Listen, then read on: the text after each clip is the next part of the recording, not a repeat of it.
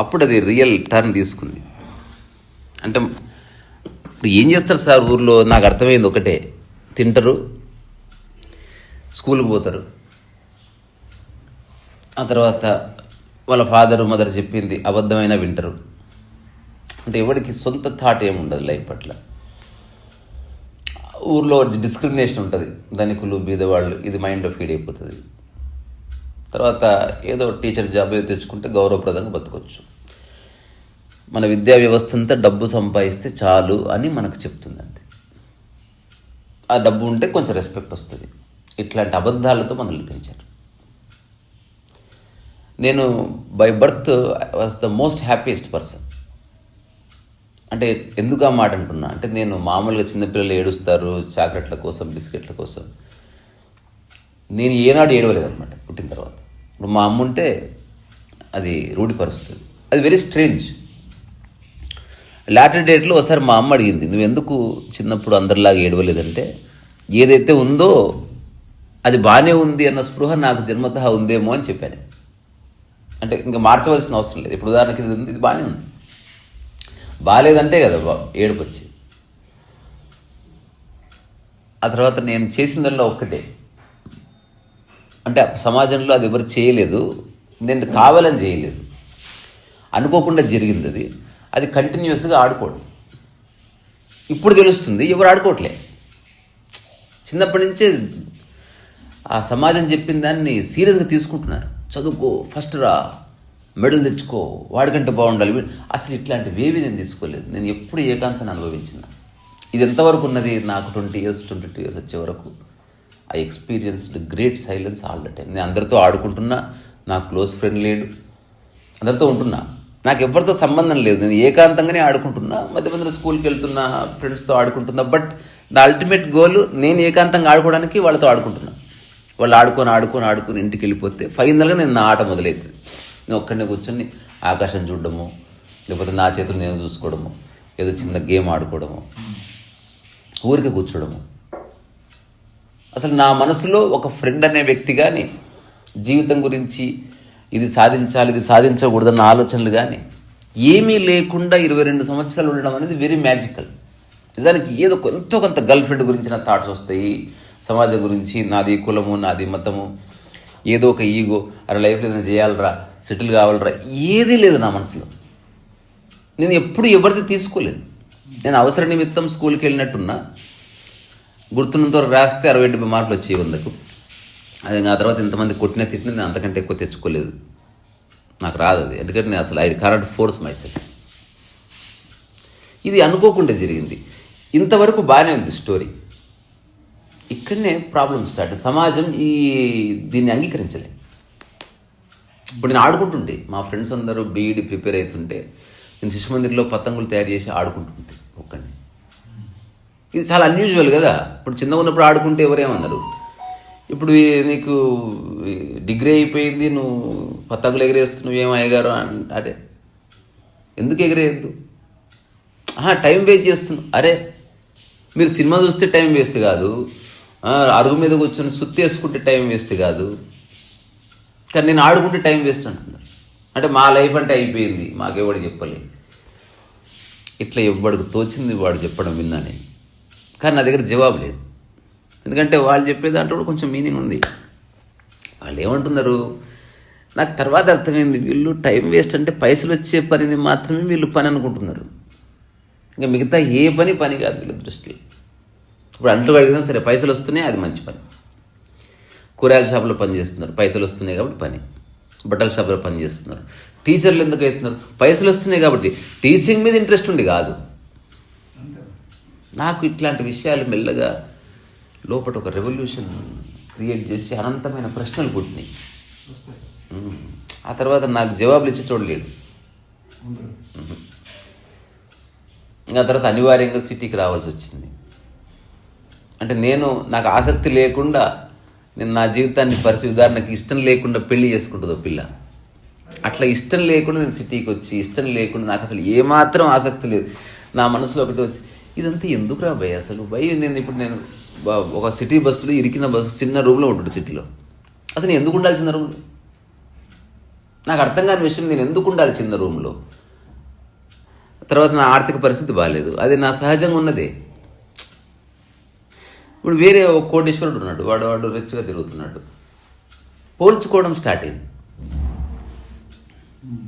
So అప్పటి వరకు ఏదైతే ప్యూర్గా దేవాలయం లాగా ఉన్న నా హృదయం కానీ, మనస్సు కానీ, నా ఆట కానీ మొత్తం పోయి కుట్రలు, కుతంత్రాలు, అంటే సడన్గా నేను పాయిజన్స్కి మారిపోయింది అంతర్గత. అంటే మరీ వైల్డ్ కాదు, అంటే ఎవరినో చంపారట్లా కాదు, నా ఆలోచనల్లో ఒక నెగిటివిటీ వచ్చిందనమాట.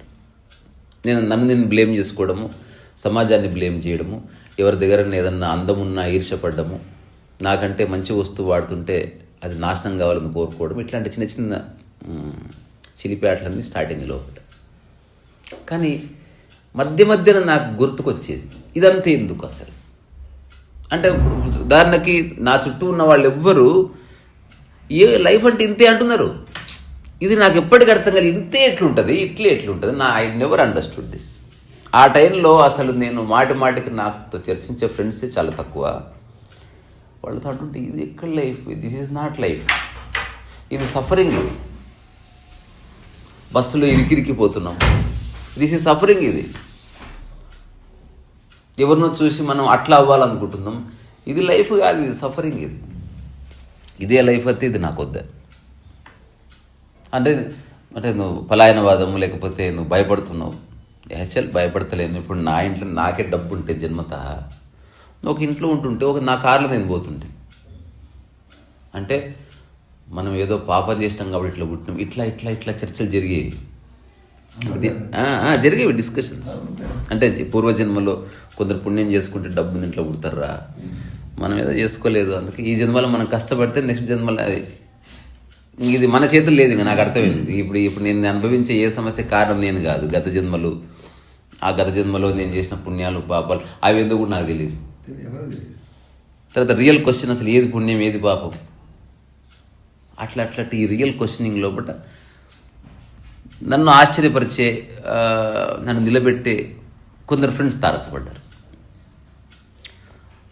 అంటే వాళ్ళ మాటలను కొంచెం మిగతా అందరూ మాట్లాడినట్టు కాకుండా కొంచెం కొత్తగా, సూటిగా, సుత్తి లేకుండా ప్లెజెంట్గా చెప్పారనమాట. అట్లేం లేదు, మన అవగాహన మారితే అంత మారుతుంది. మన ప్రపంచాన్ని మార్చలేము, మనం మారచ్చు. ఇట్లా చెప్పిన వాళ్ళు ఉన్నారు కొందరు, హఠాత్తుగా, నాట్ ఫ్రమ్ ద బుక్స్, మనలాంటి వాళ్ళే. అప్పుడు కొంచెం ఆగింది నా మనసు. అంటే వీడేదో కొత్త చెప్తుండదు, అది ఏమిటిది. మళ్ళీ అక్కడి నుంచి మెడిటేషన్ సెంటర్స్, గురువులు, పుస్తకాలు, మెల్లమెల్లగా అటువైపు ఎంక్వైరీ, ఫిలాసఫీలు, ఫ్రెడ్రిక్ నీషే ఏం చెప్పిండు, జీన్ పాల్ సార్త్రే ఏం చెప్పిండు, కామో ఏం చెప్పిండు, వీడేం చెప్పిండు, కాఫ్కా ఏం చెప్పిండు, అరే ఆడి భలే చెప్పిండు, వీడు భలే చెప్పిండు, అది భలే చెప్పిండు, ఓషో భలే చెప్పిండు, పరమహంస ఏం చెప్పిండు, రమణ మహర్షి ఏం చెప్పిండు, ఎందుకు చెప్పిరు ఇట్లా, అరే ఎంత చెప్పిన వాళ్ళందరూ ఒక లేరే. మళ్ళీ స్టార్ట్ క్వశ్చన్. ఆల్వేస్ క్వశ్చనే మిగులుతుంది, ఆన్సర్ సరిపోతలేదు నాకు. ఇది ఎట్లుందంటే తింటున్న కొద్దీ, పెడుతున్న కొద్దీ తింటున్నా.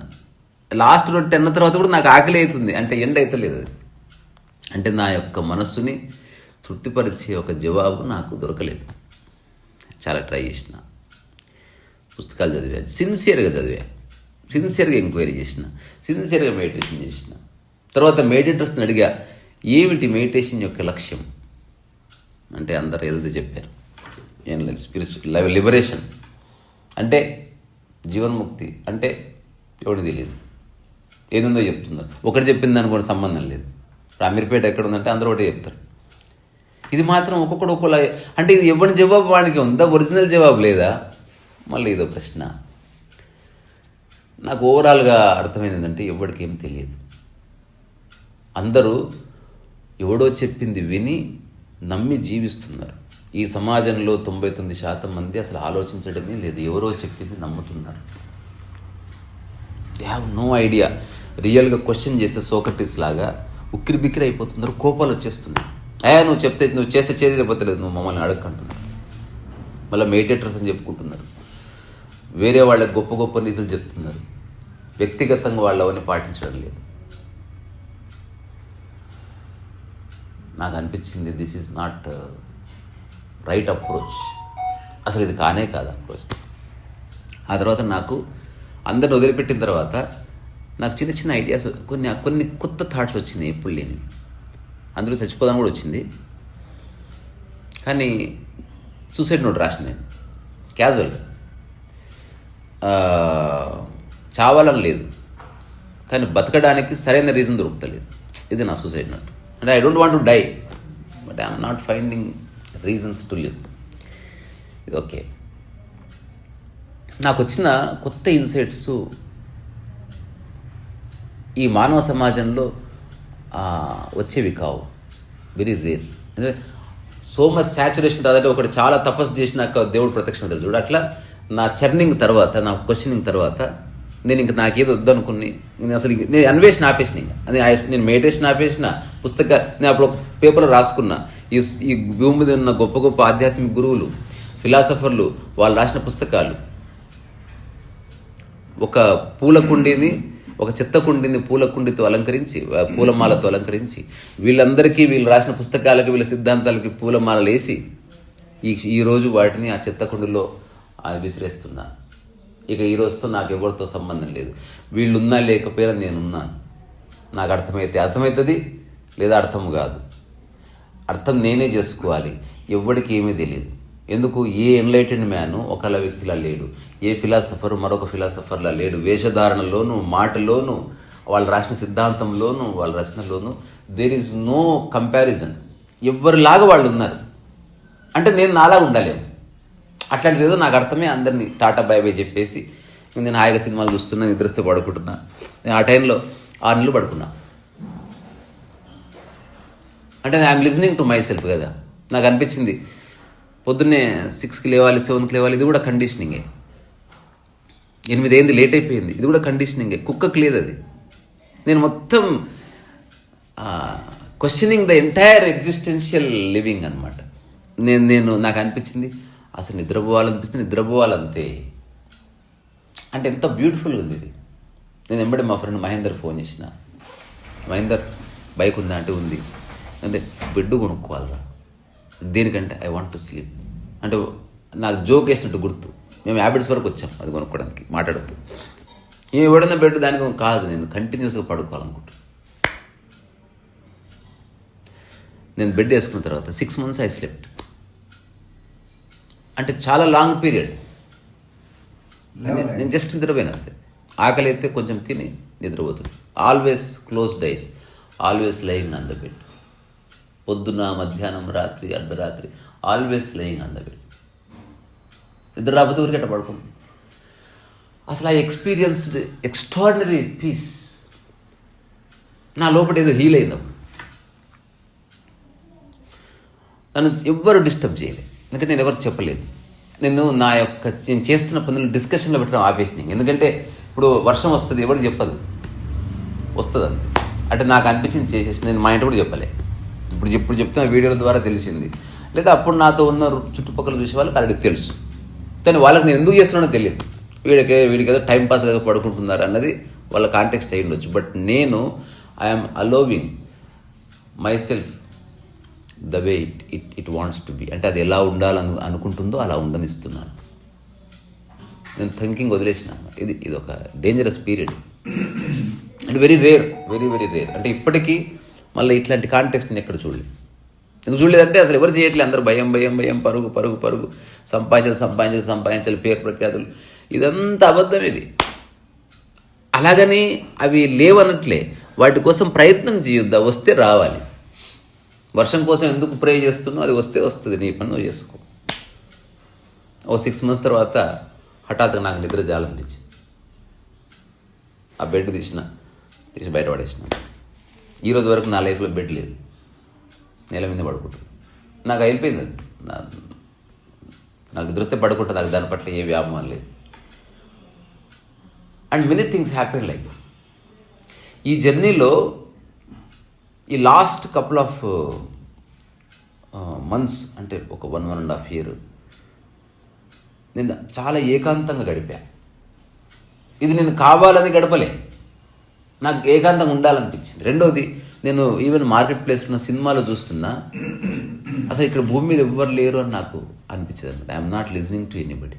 ఇప్పుడు నా పక్కన ఎవరో మాట్లాడుతున్నారు, నేను మొట్టమొదటిసారి తీసుకోవడం లేదు వాటిని. ఇప్పటికి నేను తీసుకోను. నాకు ఏ డిస్ట్రాక్షన్ లేదు. అది నేను సాధన వల్ల వచ్చింది కాదు. నాకు అర్థమైంది నేను తప్పే పోలేడు, డిస్ట్రాక్షన్ ఎక్కడిది.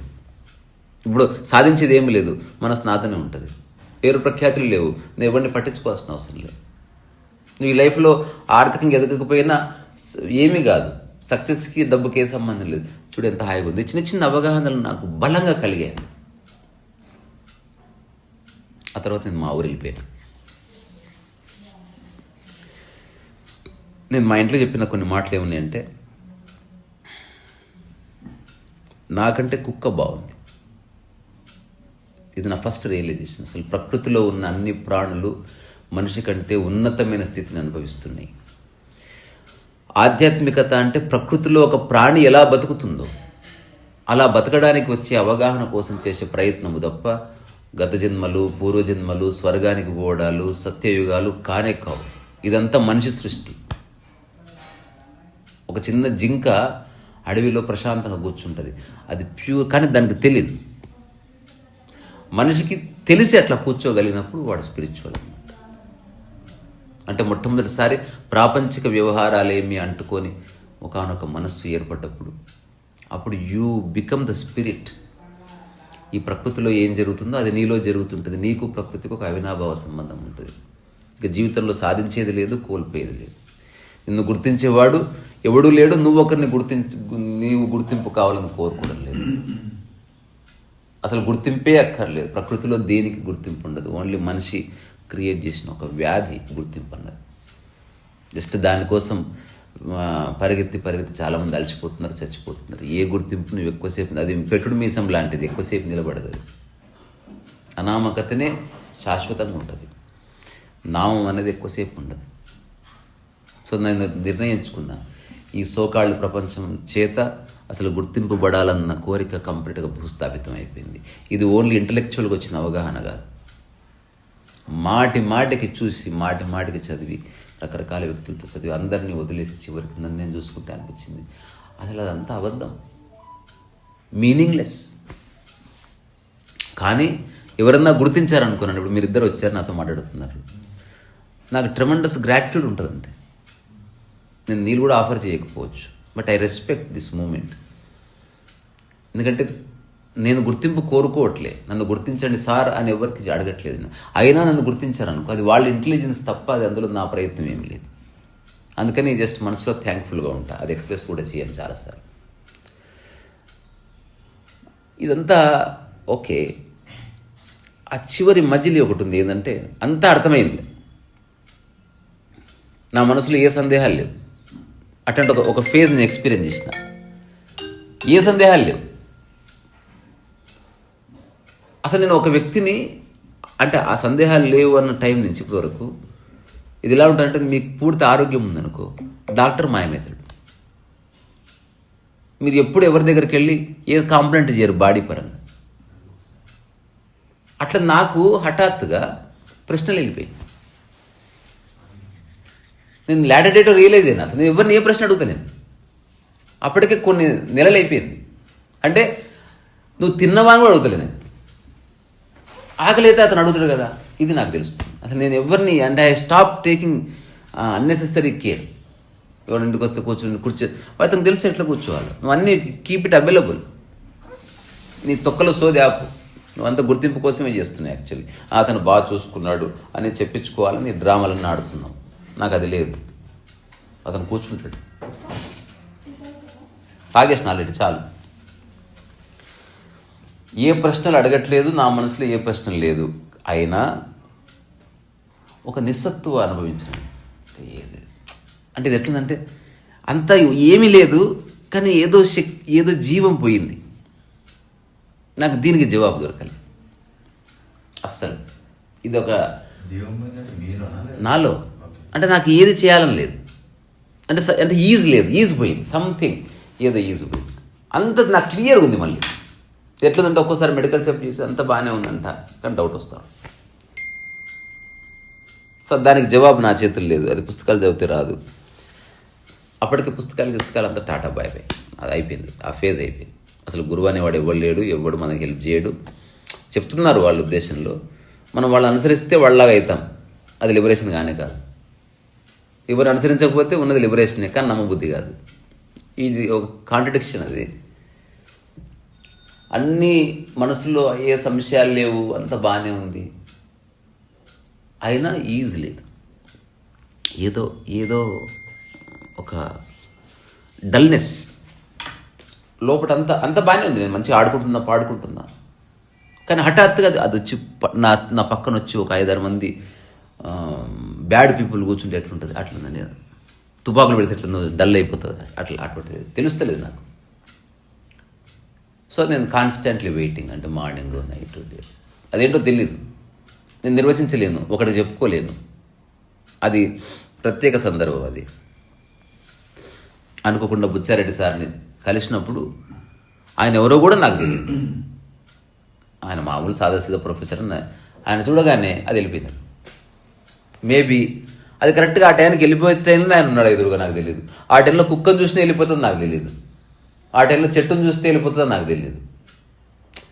ఒకరి సమక్షంలో ఉన్నప్పుడు వెళ్ళిపోయింది కాబట్టి నేను అతని గురించి మాట్లాడుతున్నా. నిజానికి బుచ్చారెడ్డికి నాకే సంబంధం లేదు. సో ఈజ్ నాట్ మై గురు. అంటే ఇది రామకృష్ణ పరమహంస వివేకానంద లాంటి సంబంధంగానే కాదు. అంటే నేను బుచ్చారెడ్డిని ఫేమస్ చేయాలని నేను చెప్తలేదు.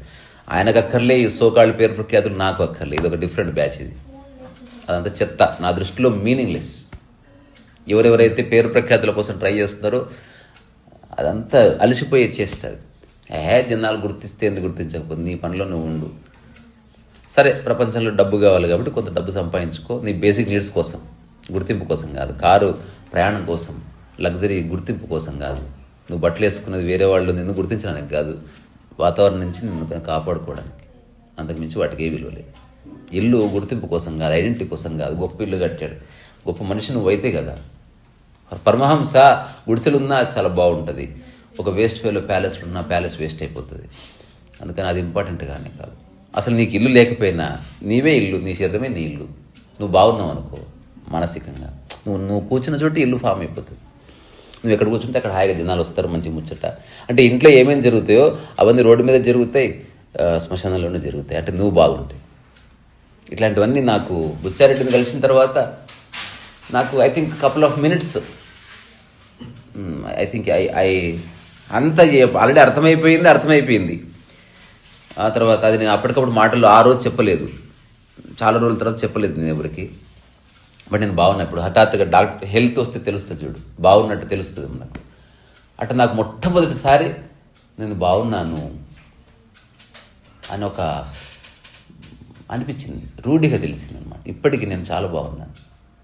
ఏం లేవు డబ్బులు గిబ్బలంటే ఈ మధ్య నేను కొంత ఎర్న్ చేస్తున్నాను. అదర్వైజ్ నాకు డబ్బు సంపాదించి ఏ క్వాలిటీస్ లేవు. నేను ఏదో పని చేస్తూ ఉంటే డబ్బు రావాల్సిందే, అంతే తప్ప. సో ఇట్లాంటివన్నీ అందుకే నేను నిరంతరం పని చేస్తూ ఉంటాను. And I cannot create money, so I'm creating painting. Maybe painting may bring the money to me. So I cannot create money, so I'm writing books. నేను అసలు ఎవరిని అడగను. సార్ నా బుక్స్ కొనండి అని నా నోటితో అడగను. నేను రాయడం నాకు ఇష్టం, నేను రాశాను. కొనాలనిపిస్తే కొంటారంతే. అవి కొనకపోతే ఏం కాదు, నో కాంప్లైంట్. ఒక మాట చెప్పాలంటే అన్ని కాంప్లైంట్స్, అన్ని క్వశ్చన్స్ డిసప్పేర్ అయిపోయాయి. ఇప్పుడు ఉదయం నుంచి రాత్రి వరకు నా మనసులో ఏముండదు. నేను చేసే పని, దానికి సంబంధించిన ఆలోచనలు ఏమైనా ఉంటాయి కదా. అదర్వైజ్ నాకు ఎవరి గురించి ఏ ఒపీనియన్ లేదు, ఎవరిని జడ్జ్ చేయను, ఎవరిని నా మనసులో మోస్తలేదు, నాకే బంధాలు లేవు. పోయినాయి అంతా, డిసప్పియర్. బాధ్యత ఉందా, కన్సర్న్ ఉందా? ఉంది. నా చుట్టూ ఎవరుందా? మీరు 10 days ఉన్నారనుకోండి, చూస్తాను మీకు ఆహారం, మీకు పడుకోవడానికి ఒక మూల. అది ఎవరన్నా చేయాలి, దానికి బంధం అక్కర్లేదే. బంధనం అంటే తాళతో కట్టుకోవడం, బంధం అంటే మనసుతో కట్టుకోవడం. బంధనం అన్నది ఫిజికల్, బంధం అన్నది సైకలాజికల్, రెండు ఒకటే. నేను తాళతో కట్టేస్తే బంధనం, సంబంధం ఉండాలంతే. సంబంధం అంటే తాత్కాలికమనే, అంటే ఫెవికల్ వేసి అతికేయలేదు ఇంకా అట్లా. ఇప్పుడు నీకు నాకు సంబంధం ఉంది, కానీ బంధంగా మార్చుకోవద్దు. నిజంగా మేమిద్దరం ఫ్రెండ్స్, ఇప్పుడు వియ్యంకులం అవుతున్నాం అంటారు కదా. అంటే ఫ్రెండ్స్ ఉన్నప్పుడు సంబంధం ఉంది, వియ్యంకులు అయితే బంధంలోకి ఎంటర్ అయ్యారు. అక్కడి నుంచి అన్నెసెసరీ తెలుస్తుంది. అందుకే ఎప్పుడు బంధం ఏర్పరచుకోవద్దు.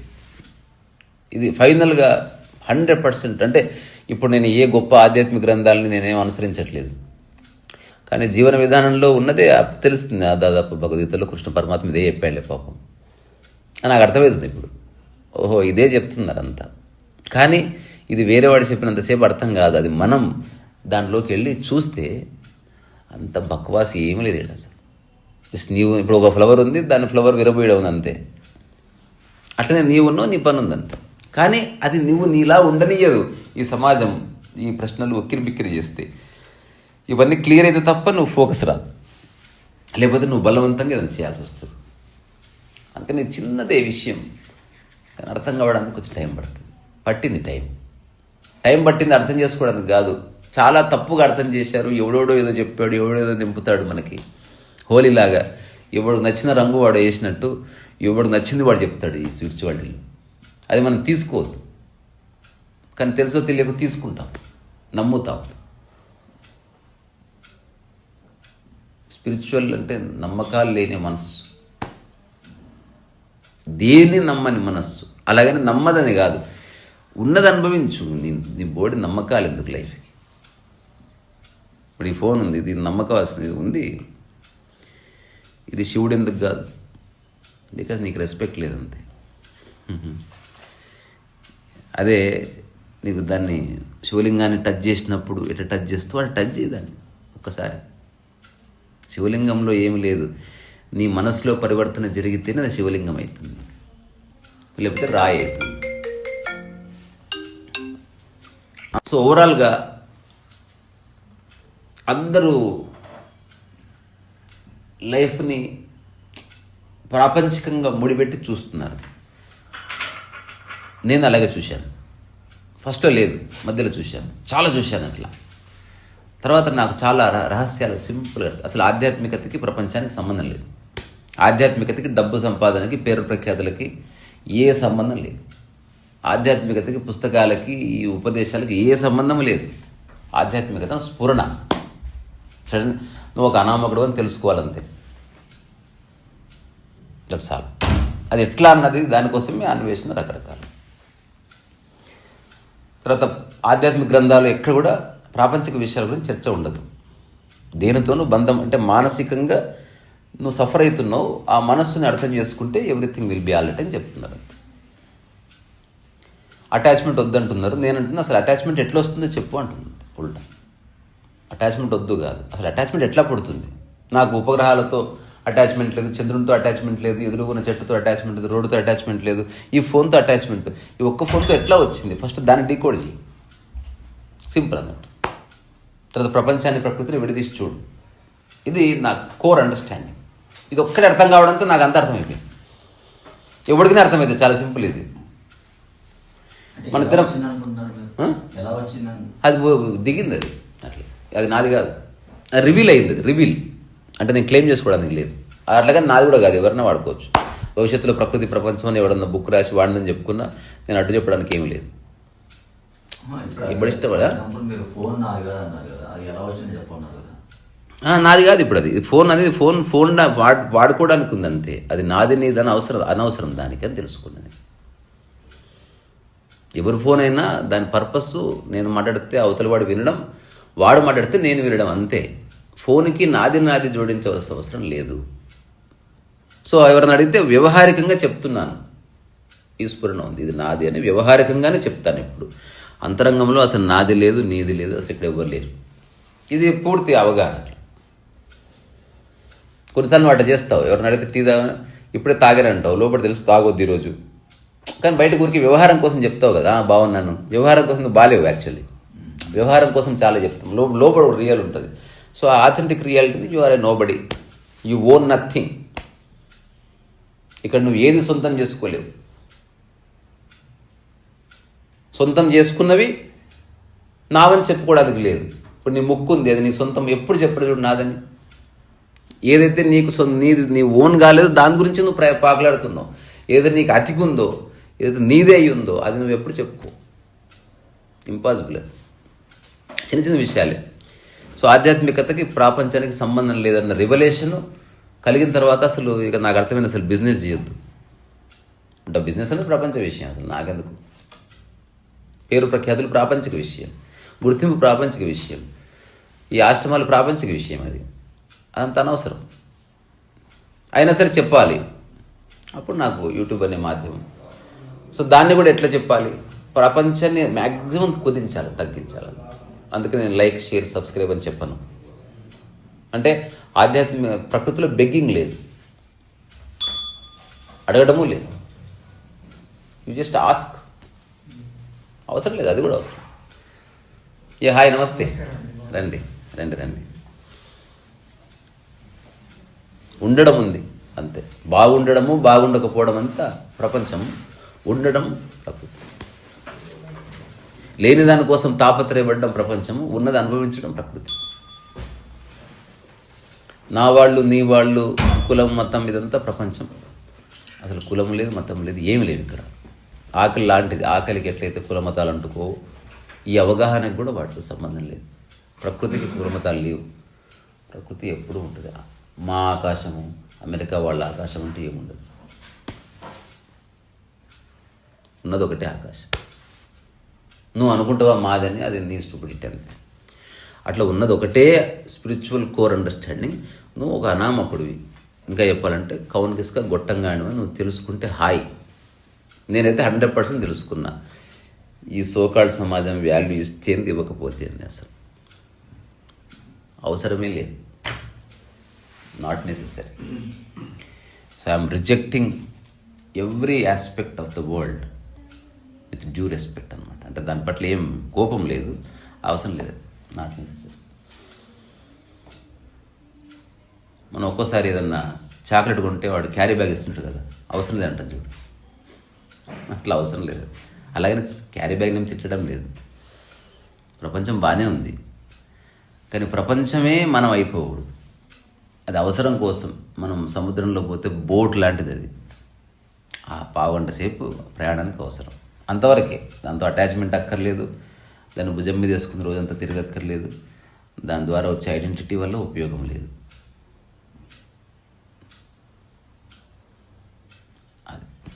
ఇది చిన్న విషయం. అంటే మీరు అడిగిన దానికి ఏదో నేను ర్యాండమ్గా చెప్పినా కానీ ఇది ఒక సింపుల్ అండర్స్టాండింగ్. ఇందులో ఎక్కడ ఆత్మలు, పరమాత్మలు, జీవాత్మలు అసలు ఆ చర్చనే లేదు. అదంతా ఇంటలెక్చువలే. ఈ విభజన అంతా మనస్సు చేస్తుంది. ఉన్నది ఒక్కటి ఉందంతే, ఆకాశం ఉంది. That's all. ఇప్పుడు సముద్రంలో చేప ఉందనుకో, చేప వేరు, సముద్రం వేరు కాదు. చేపనే సముద్రం. అటు చూస్తే ఉన్నదే ఆకాశం. వేరేది ఏం లేదు. ఇంకా ఆత్మ లేదు, పరమాత్మ లేదు, అసలు ఆకాశం అంట నేను. సో అందుకని భాషలో చాలా వచ్చాయి విభజనలు, ప్రక్షిప్తాలు వచ్చాయి. ఎవడెవడో చెప్పాడు. శంకర్లు ఒకటి చెప్పారు, మధ్వాచార్యులు ఒకటి చెప్పారు. వాళ్ళు కొట్లాడుకుంటున్నారు. మాదే ఫైనల్ అంటున్నారు, జయ గురుదత్త అంటున్నారు, జయ గురుదేవ అంటున్నారు, జయ శ్రీమన్నారాయణ. అసలు జయ ఆకాశం, చలో బాత్ కథం. ఎందుకంటే వీళ్ళందరూ కూడా ఆకాశంలోకి చెందిన వాళ్ళే.